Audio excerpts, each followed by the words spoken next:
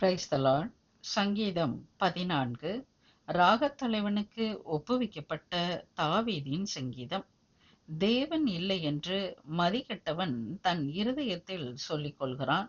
அவர்கள் தங்களை கெடுத்து அருவருப்பான கிரியைகளை செய்து வருகிறார்கள். நன்மை செய்கிறவன் ஒருவனும் இல்லை.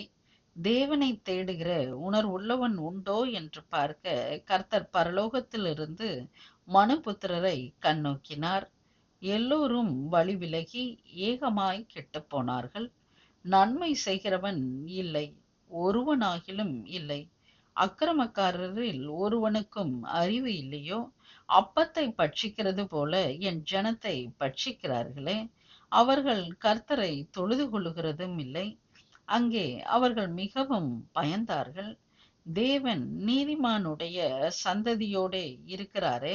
சிறுமைப்பட்டவனுக்கு கர்த்தர் அடைக்கலமாய் இருக்கிறார் என்று சொல்லி நீங்கள் அவனுடைய ஆலோசனையை அலட்சியம் பண்ணினீர்கள். சீயோனிலிருந்து இஸ்ரவேலுக்கு ரட்சிப்பு வருவதாக.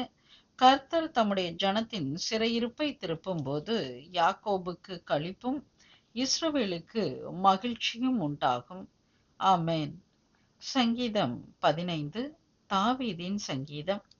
கர்த்தாவே, யார் உம்முடைய கூடாரத்தில் தங்குவான்? யார் உம்முடைய பரிசுத்த பர்வதத்தில் வாசம் பண்ணுவான்? உத்தமனாய் நடந்து நீதியை நடப்பித்து மனதார சத்தியத்தை பேசுகிறவன் தானே. அவன் தன் நாவினால் புறம் கூறாமலும் தன் தோழனுக்கு தீங்கு செய்யாமலும் தன் அயலான் மேல் சொல்லப்படும் நிந்தையான பேச்சை எடுக்காமலும் இருக்கிறான். ஆகாதவன் அவன் பார்வைக்கு தீர்ப்பானவன். கர்த்தருக்கு பயந்தவர்களையோ கனம் பண்ணுகிறான். ஆணையிட்டதில் தனக்கு நஷ்டம் வந்தாலும் தவறாதிருக்கிறான். தன் பணத்தை வட்டிக்கு கொடாமலும் குற்றமில்லாதவனுக்கு விரோதமாய் பரிதானம் வாங்காமலும் இருக்கிறான். இப்படி செய்கிறவன் என்றென்றைக்கும் அசைக்கப்படுவது இல்லை. ஆமென். ஹல்லேலூயா. God bless you everyone.